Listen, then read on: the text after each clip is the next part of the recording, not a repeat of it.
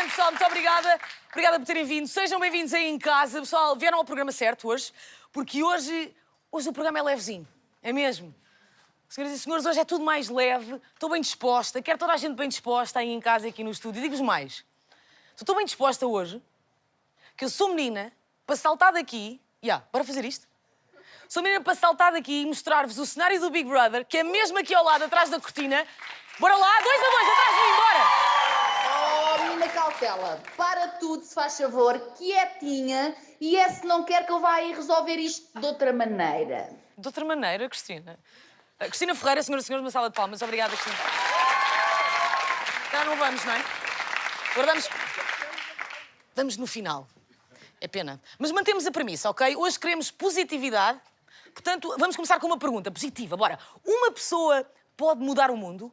Então, a história mostrou-nos que sim. Várias pessoas deram início a mudanças importantes na forma de organizar a sociedade, subverteram os poderes instalados e, em última análise, mudaram a nossa maneira de entender o mundo e a vida, não é? Uma só pessoa pode fazer a diferença, não é?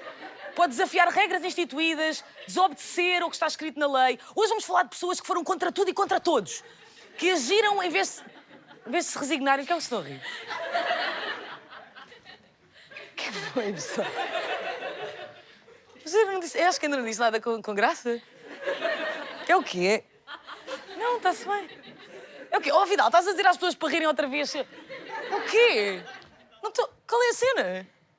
Não percebo. Bom, hoje vamos falar de novos ativismos. Portanto, vinde comigo. Antes da Covid-19, entre 2006 e 2020, o número de movimentos de protesto em todo o mundo mais do que triplicou. Aliás, nunca tinha havido tantas manifestações e movimentos em massa como neste período.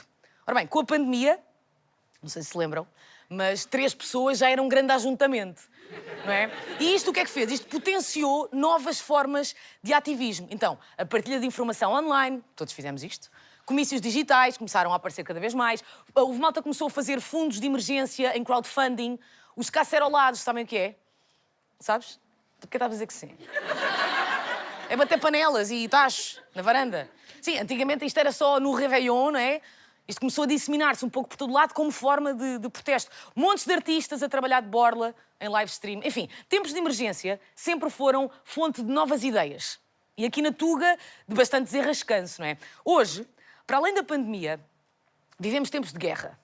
Mas tudo está a acontecer tão depressa que no momento em que este programa for para o ar, nós não fazemos ideia em que ponto é que estará este conflito. Na verdade, não temos forma de saber se neste momento vocês estão todos a ver-nos num bunker a comer salsichas com atum, ou se estamos todos nus a dançar no Terreiro do Paço, num grande festão, a celebrar a paz, o fim da pandemia, o Sporting campeão. Ou se a guerra continua e, apesar do preço da jola e da gasolina, já está tudo um bocadinho cansado, está tudo um bocadinho a marimbar-se para isto. É ou não é? Não respondam. O que sabemos ao certo e o que não vai mudar é que centenas de militares e civis perderam a vida. E, segundo a ONU, a invasão da Ucrânia criou a crise humanitária com o crescimento mais rápido desde a Segunda Guerra Mundial. Tenho a certeza que ouviram falar disto. Ao fim da primeira semana, cerca de 1 milhão de pessoas fugiu do país. E esta crise relembrou-nos a todos dos 84 milhões de refugiados e deslocados que existem no mundo. Síria, Afeganistão, Venezuela, Sudão, Myanmar, Iémen e a lista continua. Vem, eu disse que ia ser levezinho, não é? Eu disse que isto hoje era mais tranquilo. Ora bem, se noutros casos muitas fronteiras se fecharam, neste, a reação do mundo ocidental foi diferente. E é por isso que, apesar do programa de hoje não ser sobre a guerra na Ucrânia, nós vamos partir daqui. O programa de hoje é sobre a nossa reação. E quando esta invasão começou, o mundo ocidental reagiu assim. We condemn this barbaric attack. The UK is announcing the largest and most severe economic sanctions that Russia has ever seen. We're going to jointly announce several new steps to squeeze Putin. Sanções a aplicar à Rússia. The innocent people is dying. We need to see what we can do as citizens of the world. Nós vamos trazer o máximo de pessoas possível. More than 61,000 nights were booked at properties in Ukraine, sending $1.9 million to hosts. Stop the war. President Putin, stop your troops. I urge the Russian people and the Russian soldiers in Ukraine to understand the propaganda and the disinformation that you're being told. And to President Putin, I say... E agora ele dizia, hasta la vista, baby. Bom, apesar de tudo, Putin não parou. Apesar das condenações dos governos e das instituições mundiais, apesar das sanções, do bloqueio aos bancos russos, da apreensão de bens aos oligarcas, do boicote das mais de 300 marcas que retiraram os serviços do país. Ouviram falar disto, não é? Tchau, Eurovisão. Adeus, batatas fritas com sundae. Adeus, packs de 5 meias a €1,50.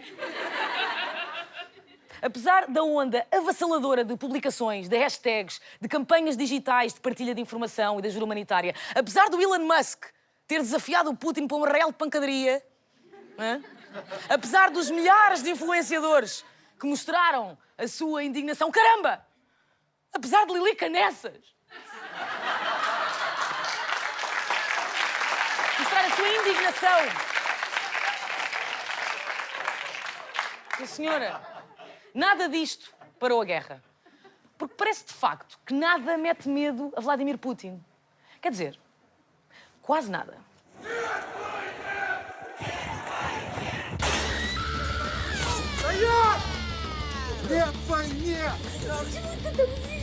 Потому что задача, чтобы много людей не собиралось. То, что сейчас происходит на Украине, это преступление. И Россия — страна-агрессор. Думаю, что, друзья, мы должны на этом закончить. Конец сегодняшнего эфира. И пауза небольшая, которую делает телеканал «Дождь». Но пасаран. Но пасаран. И нет войне.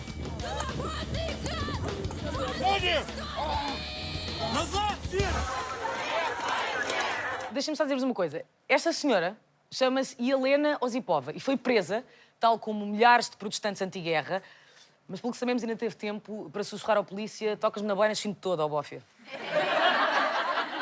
Mas em russo. Lá está. A Helena sobreviveu ao cerco de Leningrado durante a Segunda Guerra Mundial, tem um par de ovários que inspiram qualquer um, e Vladimir, ele macho, que pesca salmões com as próprias mãos, que monta ursos, na campeão.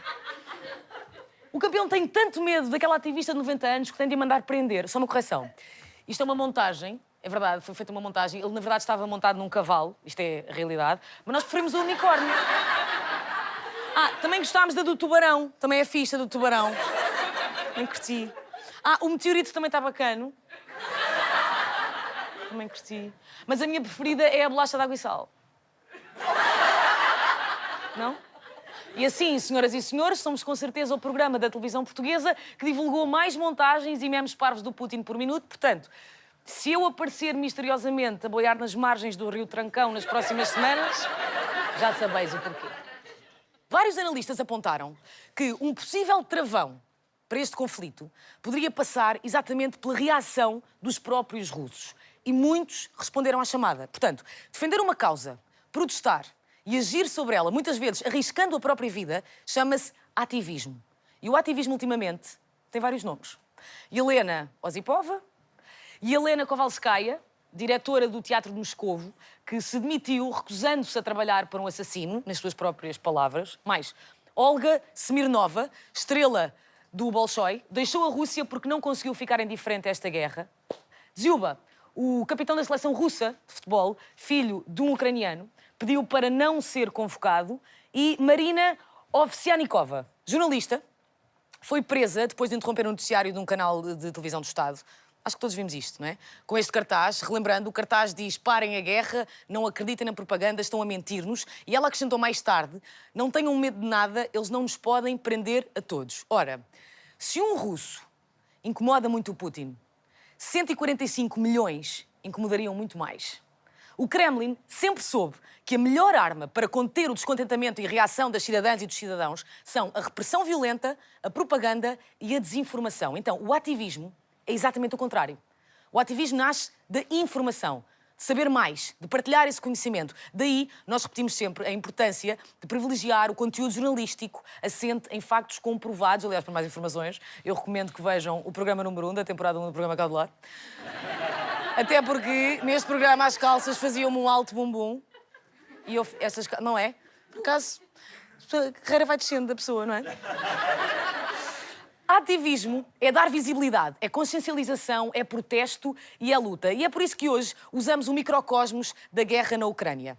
A onda de repressão e censura na Rússia escalou com este conflito. Mais de 150 jornalistas tiveram de fugir, milhares de manifestantes foram presos, incluindo por protestar com cartazes que não diziam nada. Mais, incluindo por estarem no meio da rua, sem cartaz, só a fazer isto. Isto é rigorosamente verdade. Há relatos que há malta que foi presa por estar nesta posição.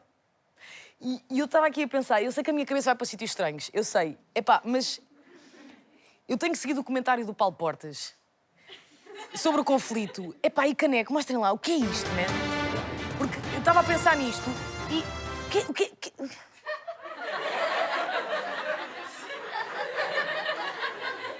É o quê, Soutor?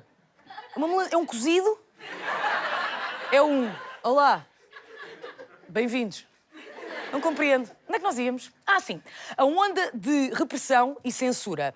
E a lei recente que proíbe a palavra guerra e a expressão invasão da Ucrânia nos meios de comunicação russos e que criminaliza tudo o que o Kremlin considera desinformação. Não sei se sabem, mas todos os canais de televisão independentes foram encerrados. O único canal disponível na Rússia é o Joias TV. Mentira. Mas ele assim, o quê? Joias TV? Não. E no canal estatal russo, a verdade e a informação são muito isto. Спецоперация – это как понимать? Это когда цели ведут к миру. Мы не атакуем жилых домов, мы не бьем по мирным гражданам, мы не уничтожаем социальную инфраструктуру, детские сады, школы, водоканалы, подстанции. Мы принуждаем к миру Украину, не допускаем развития ее военного потенциала, уничтожаем глобальную угрозу, которая может возникнуть для нашей страны, для наших новых союзников в виде Луганской и Донецкой республик. Então, isto, nas palavras do presidente da Câmara de Kiev, isto é... Bullshit. Sorry. Não precisas pedir desculpa, fofo. Não precisas pedir desculpa. Para além da censura dos média tradicionais, há uma coisa a que chamaram cortina de ferro digital. É o quê? É uma rede de internet própria na Rússia. Os russos deixaram de ter Facebook, deixaram de ter Twitter, Wikipédia, Instagram, sim, centenas de influenciadores priursas com isto.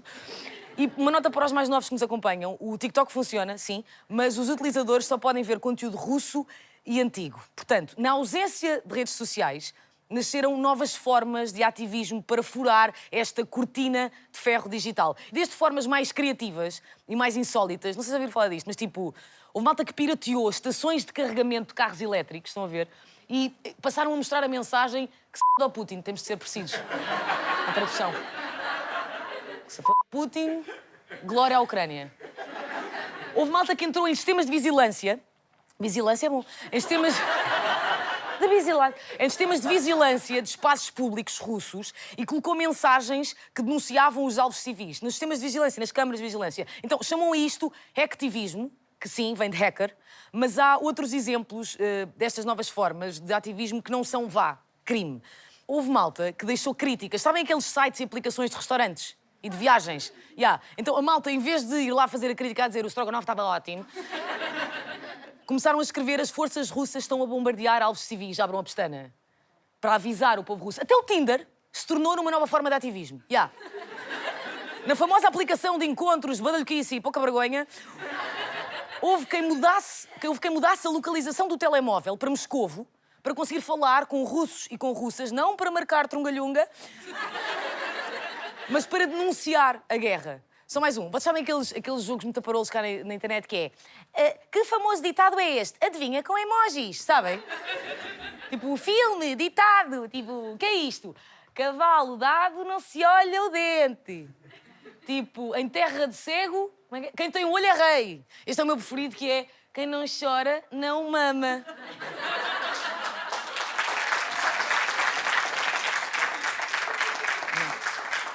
Palmas de solidariedade, não. Mas onde é que nós estávamos aí com isto?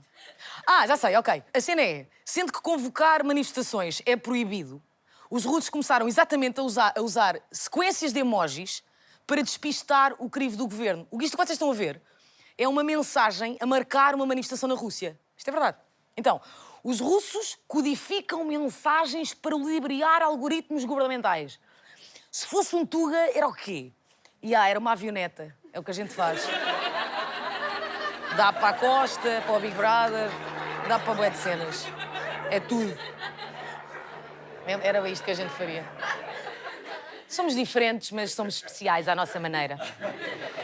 Há mais uma gira, que é a partilha de localização em aplicações, que nós temos todos no telemóvel, facilitou muito, por exemplo, o encontro de refugiados em corredores humanitários.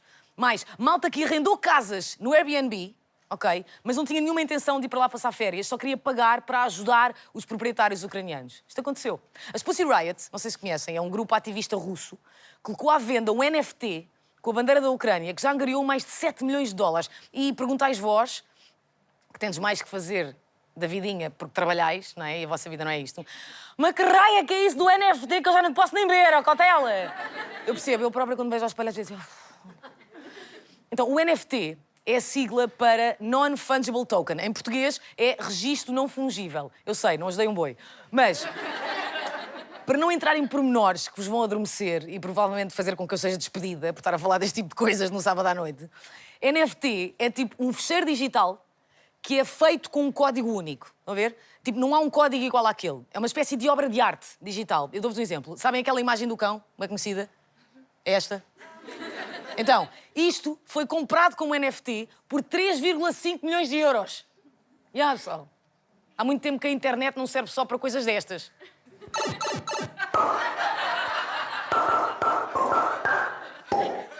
O ponto... Tenho ideia que comigo não funcionaria tão bem. O ponto é que, além destas formas mais... destas formas mais rebuscadas...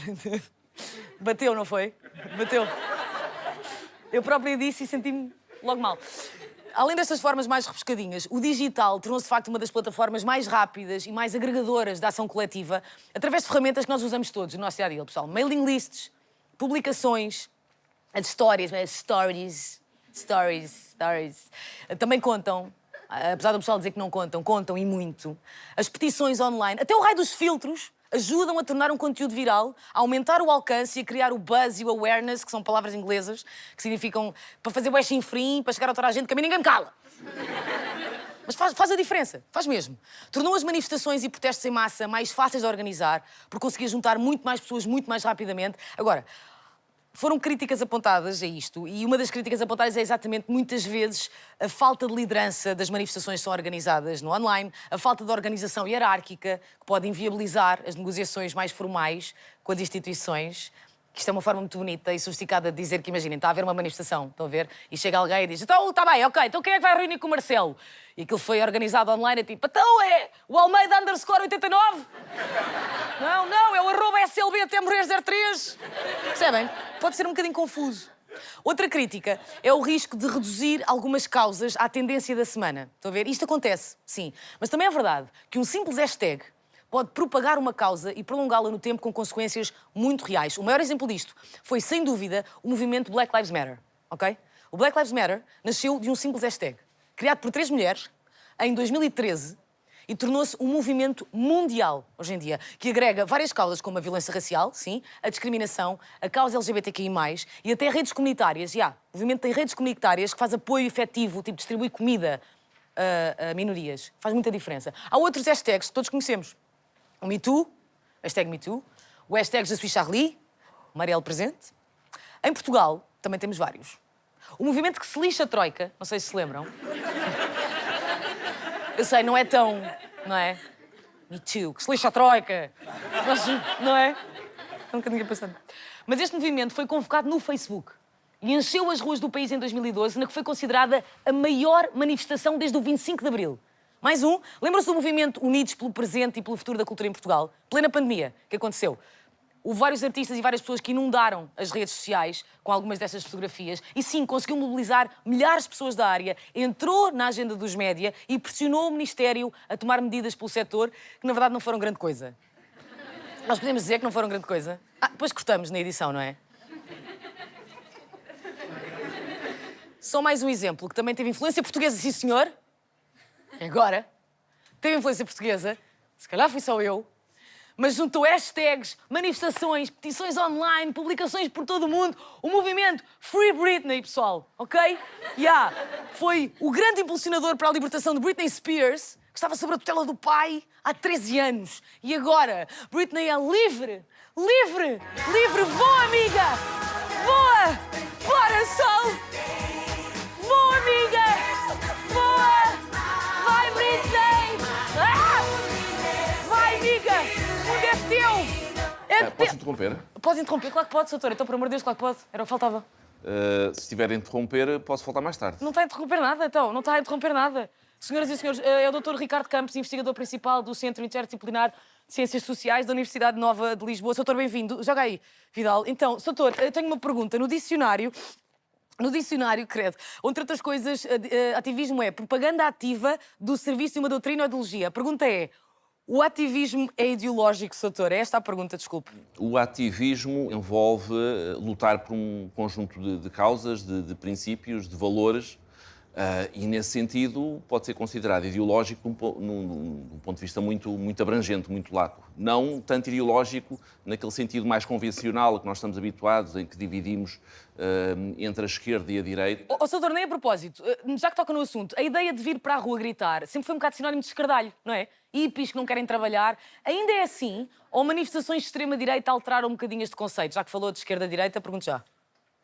Vamos lá ver, quando estamos a falar de extrema-direita e movimentos de extrema-direita, eu diria que estamos a falar daquilo que é, no fundo, a antítese ou o oposto daquilo que têm sido os movimentos ativistas. Não é? Os movimentos ativistas lutam pelos direitos humanos, por maior justiça social, por um mundo melhor, enquanto os movimentos de extrema-direita representam precisamente o oposto e representam, de alguma forma, um retrocesso civilizacional, são de natureza antidemocrática, portanto, eu tenho alguma dificuldade em considerá-los movimentos ativistas. Nós estamos todos a pensar um bocadinho nisto. O ativismo digital é, de alguma forma, mais preguiçoso? Tipo, concorda com o termo Slack Activism, que é preguiçoso de sofá? O termo Slack Activism, ou o ativismo de sofá, ou o que lhe queiramos chamar, é, de alguma forma, um termo pejorativo, não é? Fazer ativismo digital não é estar só a clicar no botão do like do Facebook, não é? É estar a desenvolver uma série de outras iniciativas que podem ser feitas em casa. Eu posso decidir não participar em atividades de rua e, de alguma forma, isto tem um peso também do ponto de vista de um conjunto de lutas e de causas sociais, não é? Portanto, não me parece que seja necessariamente preguiçoso ou que tenha que ser apelidado dessa forma. Então, deixe-me só mandar mais um anglicismo, dá uma grande paleta. O hacktivismo pode ir desde hackear um site até crimes como fugas de informação, Wikileaks, Rui Pinto. As fugas de informação são uma forma de ativismo? Do meu ponto de vista, nós podemos considerar essas situações como formas de ativismo, no sentido em que o ativismo tem sempre um mote que é o bem comum, não é? E grande parte dessas iniciativas são em prol da verdade, da luta contra a corrupção, ou de tornar mais visíveis um conjunto de atentados aos direitos humanos, e desse ponto de vista eu acho que se enquadram claramente naquilo que é uma vertente ativista. Doutora, tenho uma penúltima questão que é tão boa que tem aforismos. Diz assim: os lugares mais quentes do inferno estão reservados àqueles que escolheram a neutralidade em tempos de crise. Dante Alighieri. Com grande poder vem grande responsabilidade. Tio do Homem-Aranha. A minha questão é, ninguém tem a obrigação de se associar a causa nenhuma, isso sabemos, mas quando existem 2 ou 3 pessoas que têm um alcance planetário nas suas redes, na sua opinião, é justo falar de responsabilidade social ou cada um faz o que quer e ninguém tem nada a ver com isso? Pronto, essa de facto é uma questão complexa. Eu acho que isso depende da consciência de cada um. É legítimo as pessoas não tomarem posição por diferentes situações. Agora, há situações que de facto são de tal forma graves e atentatórias daquilo que é o Estado de Direito, que é aquilo que são os direitos humanos, que eu acho que as pessoas devem intervir, nomeadamente aquelas que são figuras públicas e que têm responsabilidades. Obrigada, doutor. Tá? Tá. Então não está. Está feito? Está feito, obrigada. Aí em casa podem adquirir este livro por apenas 9,99€ mais portos de envio, limitado ao estoque existente, que não existe, porque lá está, o livro não existe. Obrigada, doutor. Portanto, ser ativista é essencialmente defender uma causa, ok? Seja de que forma for, para transformar a realidade. Grande parte dos direitos, das liberdades, das conquistas que todos nós temos e que damos por garantidos, só os temos graças à luta e ao protesto de outros antes de nós. Nós sabemos disto assim um bocadinho como lugar comum, mas ouçam lá isto. Férias pagas, que há. Subsídio de desemprego, subsídio de doença. Se podes falar de política, o direito ao voto. Se podes casar ou doar sangue sendo homossexual. Se podes manifestar o teu credo, seja ele qual for. Sim. Isto é a Igreja Pastafari. Isto é mesmo real. A igreja Pastafari é um credo e eles têm a liberdade para chilar com os corredores de massa na cabeça se quiserem. E devemos tudo isto a ativistas individuais e coletivos que lutaram e dedicaram a sua vida a estas conquistas. Que horas são? Não sei, não tenho relógio. Mas há uma adivinha galhofeira para vocês. Não estão mesmo em pulgas para ouvir isto? Eu também não, mas vamos ouvir. O que é que Nelson Mandela, Gloria Steinem, São Goku, um frigorífico e Jesus Cristo têm em comum? Calma, calma, eu sei. Todos provaram que uma pessoa pode mudar o mundo. Está bem, o frigorífico é um eletrodoméstico, está certo. Mas se acham que não mudou o mundo, é porque nunca chucharam uma jola quente.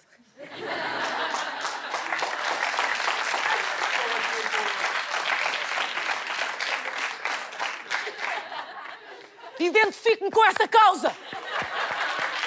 Identifique-me! Direito ao voto! Direito ao voto! Jola quente, pá! Alguém tem que lutar! Percebo.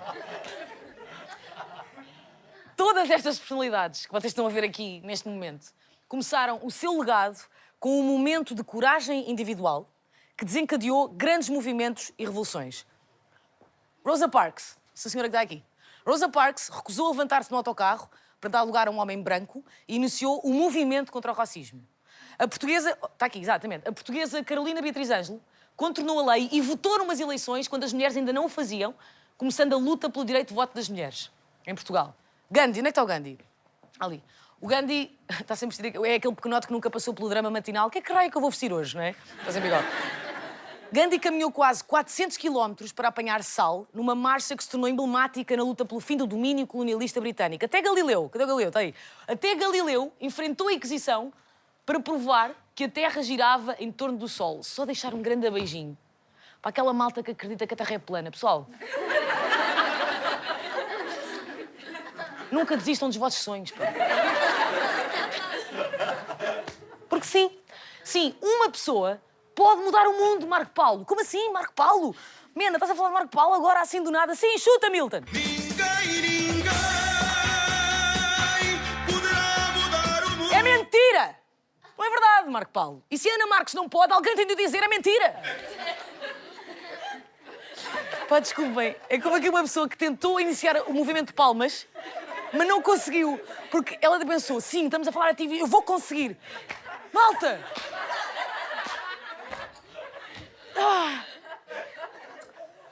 Mas era possível se todos estivéssemos na mesma onda. Porque uma pessoa pode mudar o mundo, é este o ponto. E a coragem pode ser contagiante. Aliás, um estudo da Universidade do Texas diz exatamente isso. É tipo efeito dominó.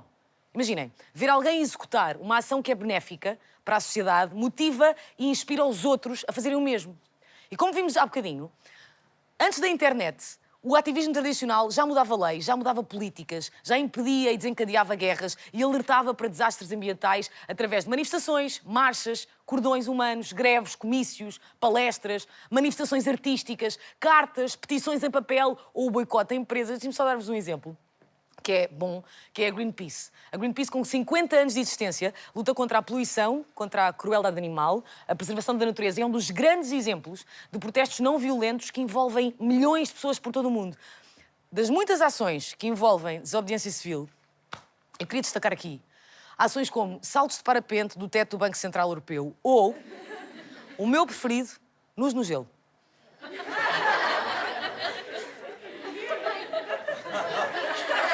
Não podem apertar o plano. Não, vamos ver tudo em geral. Só um. Olha aí. Ui! Ah, já foi. Houve ali uma rapariga que fez assim. Ai, credo.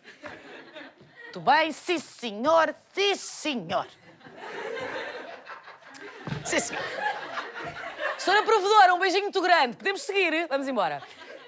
Quer dizer, nós não podemos seguir sem falar das manifestações, e sim, vamos fazer esta passagem. As manifestações pelo fim da guerra no Vietnã foram importantíssimas. As concentrações que levaram à queda do Muro de Berlim são, obviamente, de destacar. Ou os protestos contra o regime de 1 milhão de estudantes que ocuparam a praça de Tiananmen. Aliás, estas manifestações ficaram bastante conhecidas. Aliás, este momento ficou eternizado, o momento em que este rebelde desconhecido enfrentou sozinho os tanques do exército chinês em Pequim. A gente se lembra disto. Mas temos mais exemplos. que mudaram o mundo. As marchas de Martin Luther King, que começaram na cidade de Selma e foram até Montgomery e conduziram à aprovação da Lei dos Direitos de Voto em 1965. Ou o Pride, que todos os anos o Pride acontece em várias cidades do mundo e continua a chamar a atenção para a causa LGBTQI+. Mais uma forma de ativismo são as ocupações. Não sei se conhecem, mas as ocupações fazem parte do ativismo tradicional. Vocês viram isto? Foi um ativista francês que ocupou uma mansão em Biarritz e preparou-a para receber refugiados ucranianos. Mansão esta que pertence à filha de Vladimir Putin. Sim, é a verdadeira filha de Putin, não é? Esta sim. Ela chama-se Ekaterina Vladimirnova Putina. É mesmo verdade? Porque isto não se inventa. Eu achei apenas que gostariam de saber. Outros exemplos de ocupação foi, por exemplo, o movimento dos sem-terra no Brasil. Já ouviram falar disto? Há décadas que lutam por uma reforma agrária e aprendemos isto tudo onde? Rei do Gado. Eu lembro-me, tu lembras-te, todo o mundo se lembra. Aliás, o formato de novela promove o conhecimento sobre movimentos políticos. A novela portuguesa tem-se dedicado ao movimento social por uma festa de música pimba na aldeia de Vila Coise. Lá está, tentaste, mas ficou ali. A arte, nas suas diversas manifestações, sempre se cruzou com o ativismo. Música, literatura, teatro, arte contemporânea. Foram vários os artistas que praticam este tipo de ativismo, mas destacamos o Banksy, Ai Weiwei ou Grada Quilomba. Criaram obras e até eventos que agitaram e chocaram o mundo em protesto político e em protesto social. E é inevitável falarmos do trabalho do ativismo institucional especializado de organizações como a Amnistia Internacional. Voltando a Portugal, o ativismo tradicional também teve momentos históricos e que eu acho que é interessante relembrarmos. As imagens do cordão humano, 10 km por Timor-Leste, em 99, não se lembram? Eu lembro-me porque sou nova, não é? Bom, em 99, estas imagens pararam o país em solidariedade com a luta pela paz e pela independência dos timorenses. Contribuíram para a retirada da Indonésia do território e para o processo de autodeterminação de Timor-Leste. Vou só recordar mais um momento que eu acho que é interessante, se não conhecem. A crise académica, eu não conhecia, de 1969, plena ditadura. Eles queriam reivindicar, basicamente, a democratização do ensino superior. Começou com um estudante, chamava-se Adalberto Martins, e desencadeou uma onda de protestos que até teve o apoio de Zeca Afonso. Só mais um exemplo, pá, que isto é muito incrível, a sério. Eu acho incrível, mas também eu acho tudo incrível, não é? Em 76, a população de Ferrel, em Peniche, travou a implantação de uma central nuclear na zona. É verdade. Segundo os relatos históricos, pescadores, agricultores, bravos penicheiros, avançaram munidos de varapaus, enxadas e forquilhas e destruíram as instalações. É verdade, à conta deste exemplo, Ferrel foi considerada a capital da luta contra o nuclear. Façam barulho para os penicheiros e para as penicheiras.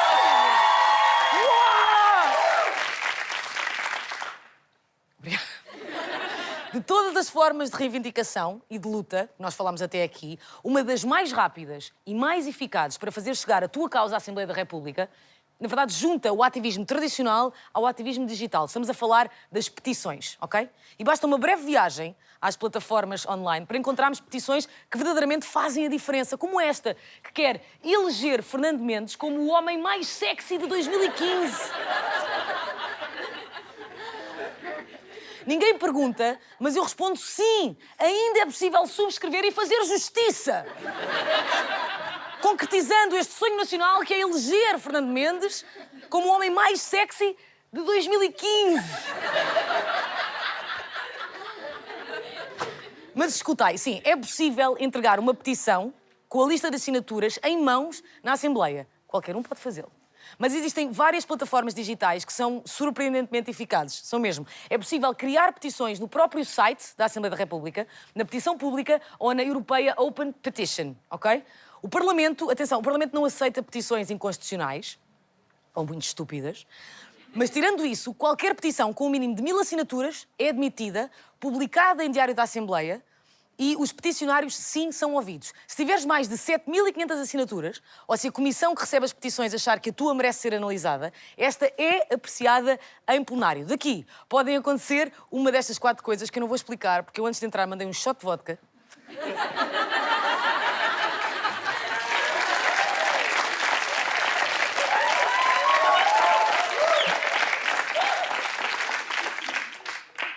Eu estou a bater palmas porque não aconteceu, é só uma piada, não é? Um shot de vodka como protesto ao cancelamento cultural da Rússia. E agora está-me a bater. Que bocado já estou a falar torto. O que eu ainda consigo dizer é que são várias as petições que se transformaram em lei no nosso país. Uma das mais mediáticas, nos últimos tempos, foi a do luto parental, que obrigou ao alargamento de 5 para 20 dias de luto no caso da perda de um filho e, sim, teve origem numa petição pública da Associação Acreditar. Outras, a criminalização da violência obstétrica, começou numa petição, a regulamentação da profissão de intérprete de língua gestual, ou mesmo a despenalização da morte assistida, que acabou por ser vetada pelo Presidente da República, mas também começou numa petição. Só mais uma, a petição pela aprovação do Estatuto de Vítima para crianças inseridas em contexto de violência doméstica. Isto começou por uma petição lançada pela Francisca de Magalhães Barros e acabou por se tornar lei. A Francisca Magalhães Barros está hoje aqui connosco. Aí está ela. Olá, Francisca, tudo bem? Olá, Filomena. Olá. Francisca, antes de mais, chapéu épico. Obrigada por estares aqui connosco. Eu queria te falar exatamente da petição que acabámos de referir. Quanto tempo demorou desde que tu criaste a petição até ser aprovada no Parlamento? Primeiro tenho que dizer que é a minha e da minha equipa, não é? Que eu trabalho com uma equipa. E depois demorou 1 ano até a lei ser aprovada. Francisca, qual é a maior dificuldade, na tua opinião, para ser ativista em Portugal, neste momento? Para mim, eu acho que é ser independente, ser um ativista independente. Não estar associado a partidos políticos. Tem que ser ativista porque gosta, porque quer de facto ajudar e porque quer de facto mudar aquilo em que acredita e o que está à sua volta. E não por outras razões. Francisca, só mais uma coisa. É ou não verdade que tu és Francisca Melessas e isso não colocaste no teu nome artístico? Tu és Francisca Melessas de Magalhães Barros, verdade ou mentira? Filomena, muita gente conhece, mas é ou não verdade que o teu nome é Filomena José Dias Fernandes Cautela? E muita gente conhece apenas por Filomena Cautela. Já, fui apanhada. Obrigada, Francisca, obrigadíssima. Obrigada e gostei muito de falar contigo. Obrigada, bom trabalho. Nós vamos já direto falar com alguém que está no pior dos cenários, mas a garantir que nos chegam registros que alertam o mundo para a realidade da guerra. Estes são algumas das suas fotografias, eu sei que vocês já viram algumas delas. Ele é fotojornalista, chama-se João Porfírio e é extraordinário. João, boa noite. Eu sei que apesar da televisão estar a acontecer a toda a hora, estar aqui a falar com repórteres em territórios que estão sob ataque, eu juro que eu não sei como é que é de começar isto. Eu acho que os nervos far-me-iam dizer como é que é, mas como isto foi gravado, a pergunta é, João, estás em segurança? Onde é que tu estás neste momento? Boa noite, Filomena. Estou neste momento em Kiev, no centro de Kiev, na capital da Ucrânia, e estou em relativa segurança e por isso é que estou neste momento a gravar esta conversa contigo de colete, porque nunca sabemos de onde e quando é que veio o perigo. João, a pergunta é, porquê é que estás aí? Estou aqui, a única razão por eu estar aqui é porque sou jornalista, é o meu trabalho e o meu trabalho é estar muitas vezes em cenários que não são muito favoráveis à nossa integridade física, mas é a única maneira de nós conseguirmos mostrar às pessoas aquilo que efetivamente se passa. João, tu sentes que o fotojornalismo pode ser uma forma de ativismo? Eu acho que o fotojornalismo e o jornalismo é uma coisa, o ativismo é outra. Eu acho que é uma enorme ferramenta para o ativismo, o jornalismo. O ativismo aproveita-se muito e bem do jornalismo porque somos nós, jornalistas, que muitas vezes denunciamos as coisas erradas que acontecem. João, tu queres deixar alguma mensagem para quem nos está a acompanhar e acha que tu tens os maiores cojones do mundo? O que eu queria aproveitar este momento para apelar às pessoas para verem televisão, lerem jornais e ouvirem rádio, porque é a única maneira das pessoas estarem completamente informadas por pessoas credenciadas como nós somos os jornalistas.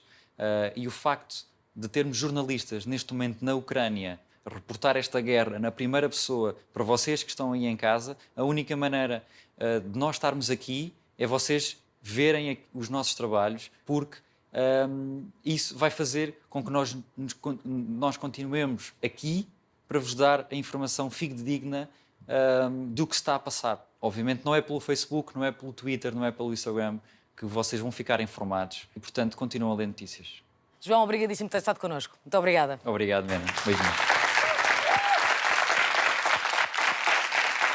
Um beijinho para o João. Queríamos deixar um beijinho também para o David Araújo, que filmou este bocadinho. Obrigada a toda a equipa da RTP que continua a fazer este trabalho incrível. Obrigadíssimo. Acompanhem, mantenham o interesse vivo e acompanhem. Vamos só dar um salto ao Brasil para falar com uma cantora, compositora e ativista que já passou por Portugal com a sua causa. Ela é a Bia. Alô, Bia, obrigada por estares aqui. Bia? Alô? Oi, Filomena, tudo bem? Muito feliz de poder fazer parte do programa hoje. Obrigada pelo convite. Obrigada a nós. Bia, é importante dizer, a tua luta centra-se na causa feminista, antirracista e LGBT. É perigoso ser-se ativista no Brasil hoje em dia? É perigoso ser ativista em qualquer lugar do mundo, né? A gente está vivendo um momento onde todas as causas que normalmente teriam que ser óbvias para a gente enquanto ser humano e manutenção da Terra têm sido de difícil compreensão das pessoas da necessidade. A gente está tendo que reafirmar o óbvio. Exato. A gente brinca aqui no Brasil que os programas de humor estão perdendo a graça porque eles não têm mais o que falar de engraçado, porque quando eles falam uma coisa muito absurda, aquilo está realmente acontecendo. Está mesmo a acontecer, Acho que ser ativista é tomar um posicionamento de entender que muita gente vai te boicotar porque vai achar chato o que você está falando, né?